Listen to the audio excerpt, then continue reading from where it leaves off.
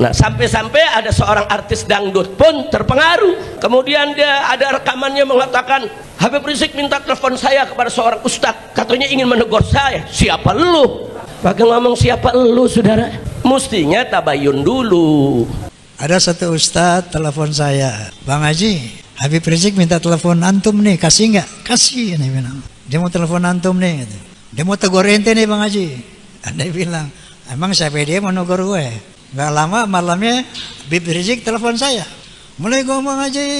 Waalaikumsalam Bib. Masya Allah, anak kangen sama ente nih Ji. Kemana aja ente? Saya memang mencari nomor telepon Bang Haji Roma.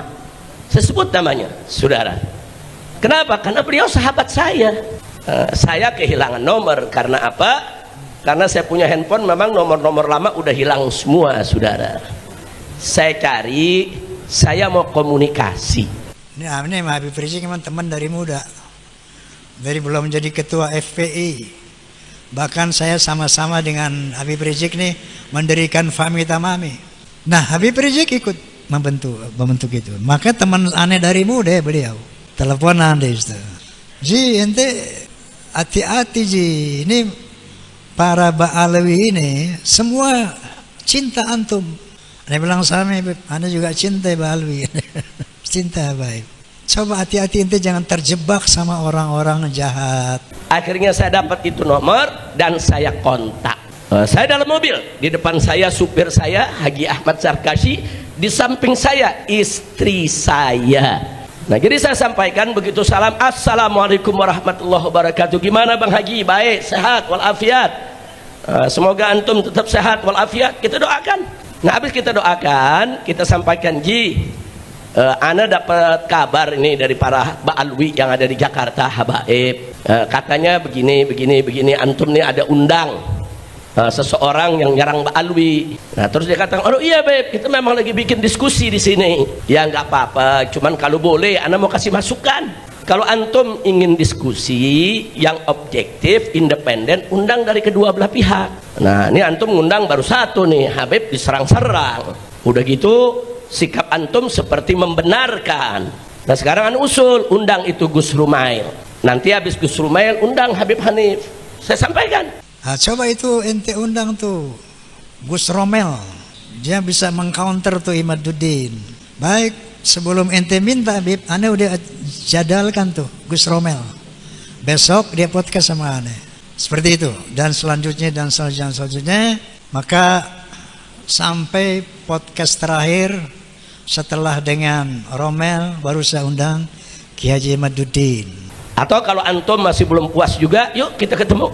Antum ketemu sama ana di mana, kita ngobrol. Kan kita biasa ngobrol bareng, kita ngopi, kita ngeteh. Bahkan sampai kita katakan, Ji, ana nih sayang sama ente, sayang. Dan habaib ini banyak cinta sama antum. Hati-hati, jangan sampai antum terjebak dengan gerakannya para begal nasab. Kita sampaikan. Kalau kapan kita mau ketemu, ayo, ana jelasin. Ente mau kitab apa, kita jelasin. Ente sahabat ana, mau makan siang bareng, ayo.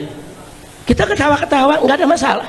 Setelah itu saya undang pimpinan Rabi'atul Alawiyah, yaitu Habib Taufik Assegaf. Sayangnya beliau bersurat kepada saya nggak siap datang. Nah, kalau dia cerita ada ustadz, Ji, Habib Rizik ini minta nomor ente mau ditegur. Ya tabayun dulu dong. Kalau perlu ngomong Habib Rizik, ente menegur aneh, siapa lu? Begitu dong. Itu gentleman, kan satria bergitar. Ya kalau satria terus aja, lu mau negur gue? Siapa lu mau negur gue? Begitu dong. Nggak ada pembicaraan di situ, saudara. Kita penuh kasih sayang dan cinta, kita sampaikan. Kemudian saya undang ahli genetika, Dr. Sugeng Sugiharto. Saya undang ahli filologi, Profesor Menahem Ali, Profesor Anhar Gonggong yang baru kemarin, wakil dari Wali Songo, turunan Wali Songo, Gus Abbas. Dan insya Allah saya akan undang Habib Rizik Syihab. Akan saya undang juga yang namanya Habib Lutfi untuk berdiskusi melihat yang mana yang benar, yang mana yang salah. Sampai terakhir kita bilang, Al-afuji ya, jangan tersinggung. Ini aneh cuman memberikan masukan. Mudah-mudahan Allah selamatin antum, Allah jaga antum. Nah akhirnya usul kita diterima. Ya Beb, kebetulan sebetulnya Gus Rumel tuh sudah aneh jadwal juga udah untuk diundang Habib besok ya, baguslah. Nah besoknya Gus Rumel datang, saya dengarkan itu pertanyaan-pertanyaannya. Ternyata pertanyaannya kurang substantif. Seandainya Anda semua telah mengikuti podcast Bisikan Roma sampai yang kemarin, pasti sudah paham bagaimana persoalan yang sebenarnya. Karena ada indikasi-indikasi kaum Ba'alawi ini mau menghegemoni, mau menjajah Republik Indonesia. Contohnya dengan membuat kuburan-kuburan palsu dan pemalsuan nama daripada para wali. Kemudian ada klaim-klaim bahwa pahlawan nasional di Ponorogo adalah Ba'alawi, Imam Bonjol Ba'alawi, Tengku Umar, Tengku Cijitiro, semuanya Ba'alawi. Maka saya undanglah hasil sejarah Profesor Anhar Gonggong yang menyatakan dengan satu kalimat, bohong. Jadi pada saat bicara dengan grup gengnya Begal Nasab, bicaranya substantif, diatur sedemikian rupa sehingga ada serangan-serangan terhadap Ba'alawi. Tapi giliran nanya Gus Rumel tidak substantif. Nah sekarang saya lihat pertanyaan yang diajukan oleh Roma seperti itu, mancing hanya untuk kepentingannya dan kepentingan geng Begal Nasab. Sampai ada klaim bahwa Indonesia ini milik Tarim, Indonesia milik Tarim. Jadi tidak sederhana ini persoalan. Ternyata ini persoalan berat, besar. Saya yakin sebagian besar Habib-Habib nggak paham ini. Sebagian besar mereka nggak paham. Ada rencana jahat untuk menguasai Indonesia. Nah, saya mulai kecewa. Hari berikutnya dia undang Imad Saudara bin Sarman. Dia undang lagi dari grup sana saudara. Nah begitu saya lihat sudah tidak objektif. Dia berpihak. Dan saya cek kenapa ya kok bisa berpihak. Ada apa ya, kan dia sahabat kita, orang baik. Nah begitu saya selidiki ternyata dia dapat nasab dari geng Begal Nasab. Nah jadi begitu saya lihat, oh pantes. Akhirnya saya sampaikan saudara ke teman-teman di Robito, jangan terima undangannya. Dan saya sampaikan ke Habib Hanif, jangan terima undangannya. Bukan hanya memalsukan sejarah Indonesia, bahkan sejarah NU juga dipalsukan. Dan alhamdulillah ketua PBNU telah memerintahkan kepada jajaran NU untuk mencabut buku karangan Lutfi bin Yahya, artinya produk beliau, untuk ditarik dari semua jajaran perguruan Nahdlatul Ulama. Nah artinya sudah mulai tercium adanya pemerkosaan, pembelokan sejarah PBNU itu sendiri. Kalau orang sudah berpihak tidak objektif, nggak bisa. Orang kalau mengundang di podcast ada dua pihak yang berseteru, itu harus objektif. Dia tidak boleh berpihak. Mengatasinya pun harus hati-hati, jangan terprovokasi sehingga yang berantem nadim masing-masing pribumi. Lawan perang ini, hati-hati. Ntar kita berantem dia pada ngumpet. Yang berkelahi pada ini lolo nih. Dia di mana nanti? Dia nonton. Maka itu saya usulkan ke Robito, tolak undangannya. Hanif tidak usah terima undangannya. Apalagi saya saudara. Nah, jangan sampai nanti saya mengatakan dia mau paksa saya datang. Siapa lu? Nah kan kita juga bisa ngomong begitu. Emang dia doang yang bisa ngomong? Siapa lu mengundang gue? Makanya hati-hati, jangan terprovokasi. Saya juga bilang di podcast saya kemarin, Beb, hati-hati Beb, jangan nanti provokasi umat. Tega ente ngadu domba umat. Jangan, bahasa-bahasa begitu nggak boleh dikeluarin saudara. Itu bahasa jelek. Itu bahasa yang bisa merusak silaturahim. Itu bahasa yang bisa merusak hubungan.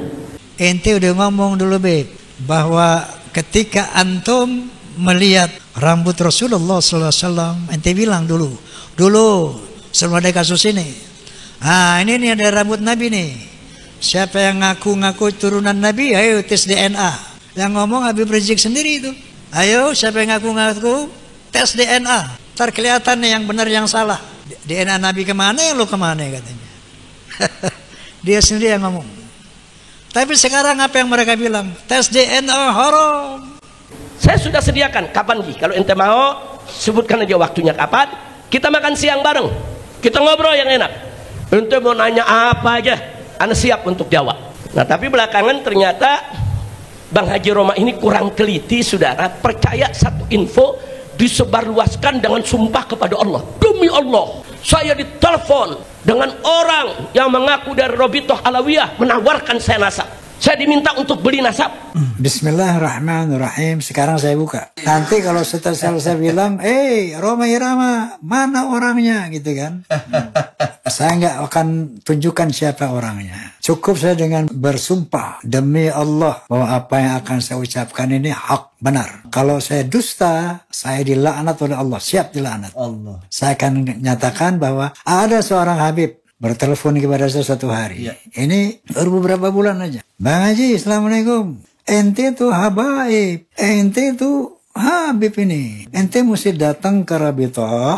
Harus terima sertifikat. So dia bilang kalau nggak salah hari Senin ente ke sana Bang Haji. Yang bayarin sertifikatnya aneh. Ente nggak usah bayar. Aneh bayarin. Jadi jangan tanya nanti mana orangnya, jangan. Dia sendiri ngomong ditelepon oleh orang yang ngaku dari Robitoh Alawiyah. Telepon dulu dong ke Robitoh, bener apa enggak? Bukan langsung bersumpah, saudara, di hadapan media terus disebarluaskan. Itu fitnah. Dan Robitoh Alawiyah sudah bikin pernyataan tidak pernah, saudara, menjual nasab atau menawarkan orang untuk beli nasab, enggak ada. Jadi dibantah. Ada pernyataan seorang artis dangdut, saudara, Robitoh membantah. Robitoh tidak pernah kirim orang dan tidak pernah telepon orang. Tapi wong saiki duduk sayyid tuku silsilah supaya dadi sayyid. Allahumma sholli ala Muhammad. Iki sing dodol-dodol silsilah iki masyaallah kula kenal. Wis kula seneng weni jane. Wis kali mikir mawon kok kaya cekak. Ono jumane dikai masyaallah. Al-Khaddad. Waris ya. Waris. Dan bahkan kemarin misalkan di Kalimantan itu kebongkar ada sindikat pembuat sertifikat keturunan Nabi. Yang benar. Benar. Jadi kalau bayar ke si orang itu, maka orang itu akan digelari ini sesuai dengan dikasih sertifikat dan akhirnya dia jadi Habib. Maaf, walaupun ente nangis tuh anak lihat antum itu. Oh, sampai gini, akhirnya 3 orang itu ketahuan di Robitoh. Habiskan kurang lebih 5 M. Dia dapatkan uang. Ini mengeluarkan lagi 50 nasab. Dengan catatan harga 200 juta satu nasab. Kalau satu nasab 200 juta kali 50 M. Nah jadi siapa itu yang telepon? Mestinya tabayun dulu ke Robitoh. Habis tabayun, oh ternyata enggak. Telepon lagi tuh orang, bajingan lu ngebohong. Ngaku-ngaku dari Robitoh. Begitu dong. Itu baru satria bergitar. Kan satria, betul? Tanya tabayun, saudara. Nah, sampai akhirnya orang geger di mana-mana, saudara. Nggak boleh. Kenapa dalam hal ini saya kok mengupas tuntas tentang masalah pemargaan ini yang dilakukan oleh Robitoh Alawiyah? Karena teman saya cerita sendiri ke saya, beliau pernah sowan ke salah satu tokoh Habib yang sangat masyhur. Beliau ke sana dengan menyampaikan data-datanya ini, dan ternyata padahal beliaunya itu jelas keturunan dari ini, bukan dari Yaman dan lain-lain. Tapi ketika nyampe sana, beliaunya itu teman saya ini, udahlah kamu saya bikinkan buku nasab aja, nanti margamu jadi marga bin Sahil. Nah, alhamdulillah saya bongkar semua kemarin tuh. Ini sekarang tinggal di Sumatumpang ini bukan tempat yang bagus ini, tempat neraka ini. Sampai ada yang dari Hadramaut juga datang sana, tapi ya Allah tak mampu sudah habaib dijual belikan ini macam-macam. Bang Haji, ini di rekaman ini saya mau sampaikan, ente tuh kawan ana, sahabat ana sayang ente, ana cinta ente. Kalau ente ingin ngajak diskusi orang-orang yang berseteru dalam soal nasab, berimbang. Entenya juga mesti objektif, jangan ikut dulu dong ke geng mereka. Kalau ente udah jadi anggota dilantik oleh mereka gimana? Kalau ente udah dapat nasab dari mana, dari mereka bagaimana? Ente nggak bisa objektif. Nah jangan nanti saudara akhirnya ujung-ujungnya kita semua diundang hanya untuk narik follower aja. Janganlah. Nah yang begitu-begitu jangan kita lakukan. Jangan hanya sekedar untuk menarik follower terus bikin gaduh di tengah-tengah masyarakat. Waktu saya muda, ada satu Habib mengatakan begini, itu kalau ada Habib mabok, berzina, berjudi, jangan kata apa-apa. Dia ahli syurga. Kenapa? Karena dia dibersihkan oleh Allah dosanya, disucikan sesuci-sucinya. Dan ada lagi satu yang saya sesalkan. Dia menyampaikan bahwa Ba'alwi ini punya doktrin sesat. Dari mana? Kalau ini pernah saya bantah, saya nggak sebut namanya, saudara. Saya bantah, jangan bilang Ba'alwi ini karena nih geng-geng begal nasab, saudara. Mereka menyebarkan fitnah. Mereka bilang apa? Ba'alwi ini punya doktrin sesat. Dia itu mendoktrin anak-anaknya, keluarganya di kalangan Ba'alwi itu kalau nenggak minuman keras nggak apa-apa karena dia turunan Nabi. Kalau zina nggak apa-apa, kalau judi nggak apa-apa. Dari mana? Ini kan Masya Allah harus diluruskan. Kalau nggak kesian mereka juga nantinya. Dan kita salah paham. Kalau ada Nabi salah jangan nasihatin, ada Habib saja nasihatin. Dia disucikan sama Allah. Saya ini Ba'alwi, guru-guru saya banyak dari kalangan Ba'alwi dan banyak dari kalangan kiai, saudara.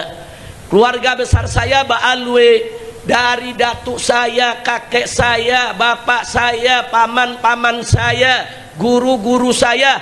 Nggak ada yang mengajarkan kami, hei, ente keluarga Nabi boleh maksiat sesuka hati. Nggak ada, saudara.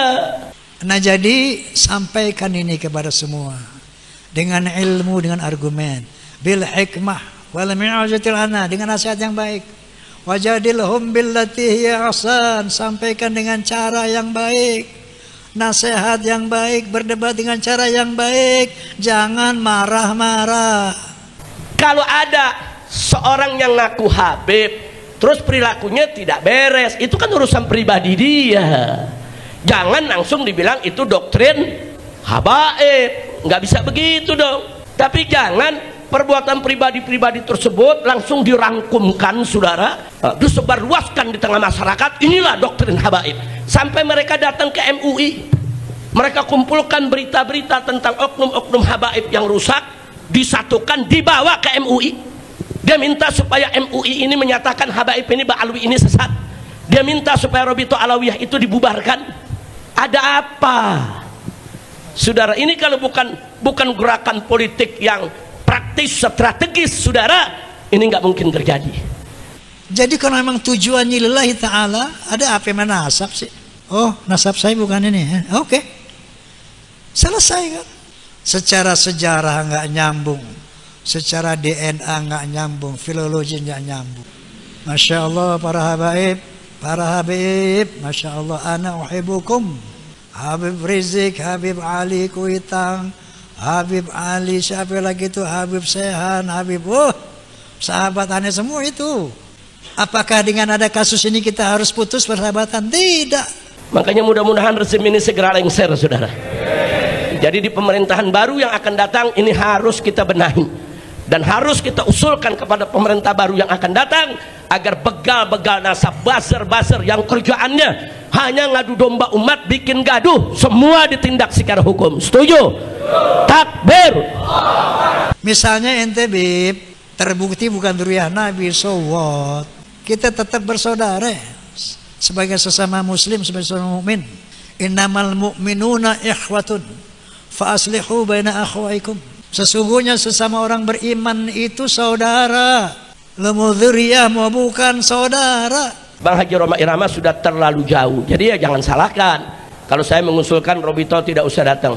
Saya larang, saya punya menantu Habib Hanif ataupun mantu-mantu saya yang lainnya untuk menerima undangan podcast bersama Bang Haji Roma tentang nasab. Enggak, jangan, karena dia sudah berpihak, dia sudah ada di kelompok seberang sana, saudara.